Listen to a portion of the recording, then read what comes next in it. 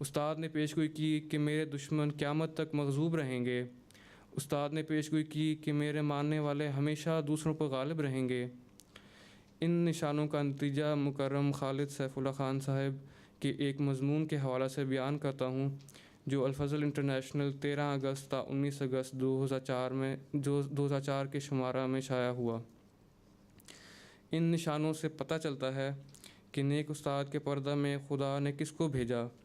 एक यहूदी जब कही गई निशानियों को पढ़ेगा तो वो कहेगा कि नेक उस्ताद के लिबास में मरियम के बेटे ईसा तो नहीं हो सकते, उनको तो हमने सलीब पर मार दिया था।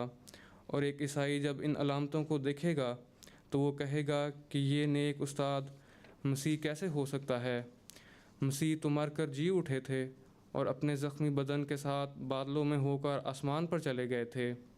लेकिन एक गैर अहमदी मुसलमान भी नेक उस्ताद के लिबास में हज़रत ईसा अलैहिस्सलाम को नहीं पहचान सकेगा, इसलिए कि इसके अकीदा के मुताबिक तो वो सलीब पर चढ़े ही नहीं, जबकि हज़रत ईसा अलैहिस्सलाम को खुदा ने जिस्म समेत चौथे आसमान पर उठा लिया। मगर एक अहमदी मुसलमान के लिए नेक उस्ताद के पर्दा में छुपे हुए हज़रत ईसा अलैहिस्सलाम को पहचान लेना बिल्कुल भी मुश्किल नहीं। ये सारी बातें जो सहाइफ़ कुरान में लिखी हुई हैं और ऊपर बयान हुई हैं, खुदा से इल्म पाकर बहुत पहले हज़रत मसीह मऊद अलैहिस्सलाम ने अपनी किताब अज़ाला वहाम सफ़ा 561 ता 62 में तहरीर फरमाया कि मुझे खुदा ने बज़रिया इल्हाम बताया है कि मसीह इब्न मरियम फ़ौत हो चुका है और उसके रंग में होकर वादा के मुवाफ़िक तू आया है। पस सहाइफ़ कुरान की शक्ल में खुदा का एक अजीम निशान ज़ाहिर हुआ है, जिससे हज़रत सल्लल्लाहु अलैहि वसल्लम, कुरान पाक और हज़रत मसीह मऊद अलैहिस्सलाम की सदाकत साबित होती है। ये सहाइफ़ पुकार कर कह रहे हैं कि ए यहूद, जिस मसीह का तुम्हें इंतज़ार था वो तो कब का आ चुका, और ए ईसाइयों, हज़रत मसीह अलैहिस्सलाम ना खुदा के बेटे थे ना वो तुम्हारे गुनाहों का कुफारा हुए, और जिस खुदा की बादशाहत का तुम्हें इंतज़ार है वो तो 1500 साल पहले आ चुकी। और ए मुसलमानों, तुम आसमान से किसी ईसा को उतरते ना देखोगे, जो मसीह आना था वो तो आ चुका। आओ और सभी इसके दामन से वाबस्ता हो जाओ। बस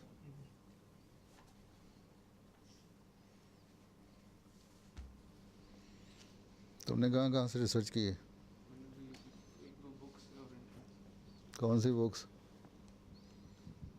ये इंटरनेट से मैंने इसके वो रेफरेंस लिए थे, बुक्स के उधर से मैंने लिए थे। ये जो वक्फीन नौ का जो बड़ा कोर्स है 15 से 20 साल तक का, ये शाया हो गया है? अप टू 17 ईयर्स का शाया हो चुका है, और 18 और 19 का जो है वो सर्कुलर के जरिए भिजवाया गया है सबको, सब जमातों को। तो इनको तो दें। हजूर से यूके की एक प्रॉब्लम है कि यूके की तो प्रॉब्लम होनी चाहिए, इनको तो हम बराह रास्त दे सकते हैं जी। इसमें जो उसूलन ये था कि यूके की जमात को दे दिया गया है। नहीं, आप उसको छोड़ें, ठीक है जी, ये हमारा काम है। राइट, ठीक है जी। इनको दें। तुम लोगों को नहीं ना मिला सिलेबस? हैं? इनको दें सारों को। ठीक है।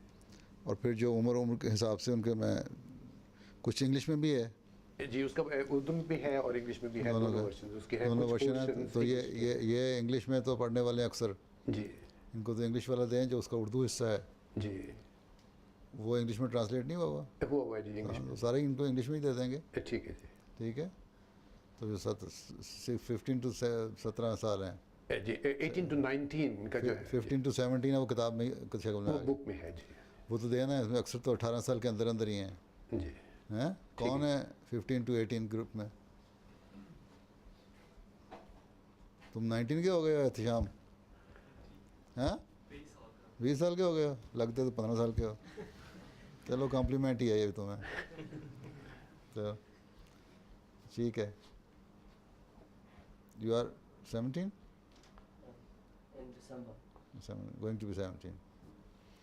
अच्छा, जो 15 to 18 हो गया ना? जी। 18 to 19 कितने हैं?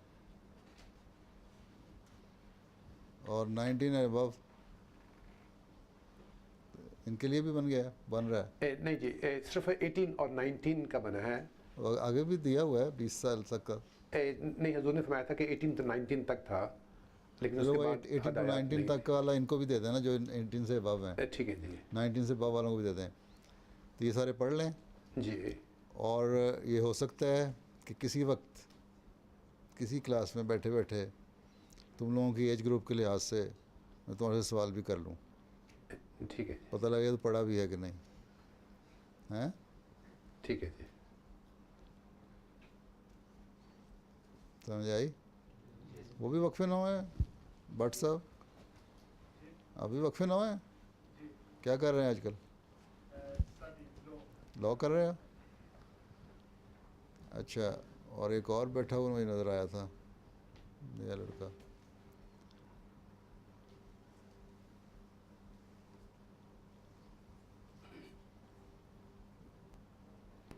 छुपा लिया सारा चेहरे, सवाल ना हो जाए। अब इसको कौन कौन से हैं जिन्होंने अपने प्रोफेशन चुन लिए हुए हैं और उसमें स्टडी कर रहे हैं? कोई इंजीनियरिंग कर रहा है या लॉ कर रहा है या टीचिंग कर रहा है या मेडिसिन कर रहा है? What are you doing? ये Razzaq,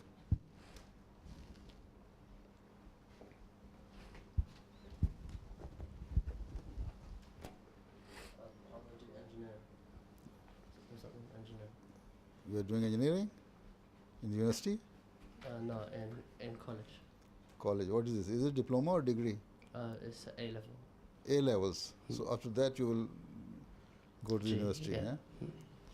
Do you hope to have admission? Sorry. Do you hope to have admission in the university in engineering? I want to do something. What along- were your grades in GCSE? I got 2 A stars, 3 A's, and 7 B's, and 2 C's. So with these grades, do you hope to have admission in engineering? G, yeah. Acha? Hmm. Which engineering branch of the engineering? Either civil or software. I'm not sure yet. I'm still Civil or thinking. what? Or software. You are not sure of admission, or you are not sure of? You have made up your mind up till now. I have both options. So I'm Options. studying both options. So Acha. So where you have more interest? right now software, because I enjoy it. But civil would be more fun if because I could travel the world and then So see. now you are Waqf now. G, So yeah, there's- so I could do. There's no need to I could choose do the it. subject Mm. which gives you more fun or have a chance of traveling.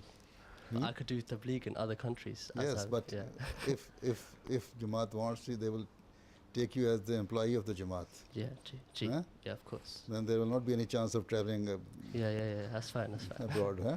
Hmm. अच्छा, तो ये इनको पहुंचा दें, उनको UK वालों को छोड़ें ठीक है जो हमारी क्लास में आते हैं, नाम तो दें। लड़कियों को भी मैंने कहा वो ले लें, ठीक है जी। हैं? जी दोनों ग्रुप हो जाएंगे। इसके बाद क्या है, ख़त्म हो गए इनके प्रोग्राम?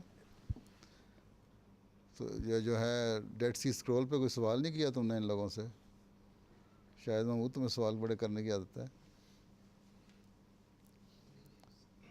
हैं? नया टॉपिक था मेरे लिए, हाँ, प्रीवियस रिसर्च नहीं की थी इसके ऊपर। दूसरा ये कि क्वाइट क्यों डेड सी स्क्रॉल पे किसी को ने सवाल करना है इनसे?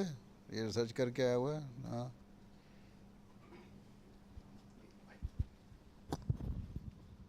हजूर उस टॉपिक पे नहीं है, लेकिन जो मेंशन हुई थी तकरीर में कि हज़रत ईसा के भाई का जिक्र होया था एक आवाज़ नहीं आ रही? ऑन है? ऊपर से यूँ यूँ करो ज़रा, नॉक करो। हाँ ठीक है। तो हज़रत ईसा के भाई का जिक्र होया था, एक अमेरिकन स्कॉलर था जॉन, बिब्लिकल, हाँ। वो जेम्स के नाम से। मैं पूछना चाह रहा हूँ कि इस्लामी तौर पे ये क्या है, हम क्या समझते हैं, उनके भाई बहन थे कोई हज़रत ईसा के, या कोई इस तरह के पूछना चाह रहा हूँ। भाई बहन तो थे, पर मुझे नाम क्यों जी? देखा था, कुछ पढ़ा था, तो वो कहते हैं कि या रूहानी भाई से कहते हैं या कज़न है, इस तरह करके, लेकिन भाई के नाम से ही। भाई के नाम से कहते हैं, क्योंकि इस तरह मेरे इल्म में नहीं कोई भाई के नाम से, सगे भाई के नाम से कोई नाम आया हो। हाँ तारीख में मिलता है कि जेम्स उनके भाई थे दूसरी वालिद की तरफ से जोसेफ की तरफ से थे जोसेफ की तरफ से हो और- सकता है हो। जी, और उनकी हड्डियां भी मिली हैं जो एक बॉक्स में डाली गई हुई हैं, उस पर लिखा हुआ है जेम्स ब्रदर ऑफ जीसस। और वो ठीक है, वो उसमें उसमें ये कोई श्योर नहीं है कि वो वाकई भाई थे या रूहानी भाई के हिसाब से थे, या इसका सबूत मिल गए। जी, मतलब यही मिलता है कि उनके भाई थे और उनका नाम इमकान लोगों को तो ज़्यादा फिक्शन समझा जा रहा है। इमकान लोगों ने कहा है कि शायद वो मतलब इस पे अभी तक इस पे कोई ये तहकीक नहीं है कि वो 100% दुरुस्त है। ये ठीक है जी, हाँ 100% दुरुस्त नहीं है, लेकिन क्योंकि वो मालूम नहीं क्योंकि है। वो बात वही है जी। कि बाद उसको रूहानी भाई कहते हैं, बाद कहते हैं उसके भाई थे, बाद इसलिए भी कि साथ रहे तो हो गया क्या। अब जो हड्डियाँ वगैरह मिली हैं जी उनके माएँ तो एक थी ना, जी, तो उसके डीएनए टेस्ट से पता लग जाता है। वो डीएनए टेस्ट उसके हुए नहीं, और अगर और वो तीसा के होने नहीं, क्योंकि जब तक श्रीनगर की कवर नहीं खोलेंगे। जी। लेकिन बाइबल में मिलता है, और सेंट पॉल की तारीख अगर पढ़ें तो जेम्स जो थे वो उस वक्त यरूशलेम में हज़रत ईसा के नायब के तौर पे काफ़ी हाँ नहीं, वो तो बहुत सारे हैं, मगर इससे ये 100% सबूत नहीं मिलता। जी ये वैसे शायद मीर महमूद अहमद साहब ने कोई तहकीक की हो, उनसे पता कराना चाहिए। जी, उन्होंने एक छोटा सा आर्टिकल लिखा हुआ है, जब ये बॉक्स मिला था जिसमें हड्डियाँ थी, तो वो अल-फज़ल में भी शाया हो चुका है मीर महमूद साहब का। उन्होंने इसकी तस्दीक की है? तहकीक नहीं, उन्होंने किताब का खुलासा लिखा था। नहीं तस्दीक की है कि उनको अपने कोई नहीं, उन्होंने लिखा है कि ये एहतियात का मुकाम है, हैं? इसमें एहतियात करनी चाहिए। ये मालूम नहीं है कि ये किताब जो लिखी गई है इसका मंशा क्या है। उनको भी यकीन नहीं है ना, नहीं, यकीन नहीं है जी। ये तो वही एहतियात वाली बात आ गई ना। जी,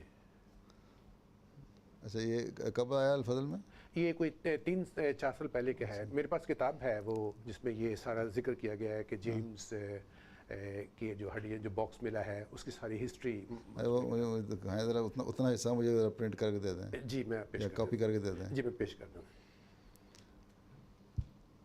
वो क्योंकि कहीं इस तरह जिक्र नहीं है बाकायदा, जिसे कह सकते हैं ना, जिसको हम तस्दीक समझ लें। और मैंने ज़रूर पूछना था कि दौरान साल आप इटली के दौरे पर गए, वहाँ पे आपने शार्ड ऑफ ट्यूरिन का कपड़ा भी देखा, तो मेरा सवाल था कि जमात अहमदिया में इस कपड़े की क्या अहमियत है? जमात अहमदिया में इस कपड़े की अहमियत ये है कि ये सवाल मुझे वहाँ का जो डायरेक्टर था ना उसने भी कहा था कि तुम्हें क्यों दिलचस्पी है इसको देखने से। और जो बड़ा अच्छा उन्होंने रिसीव हमें किया, सारा कुछ किया।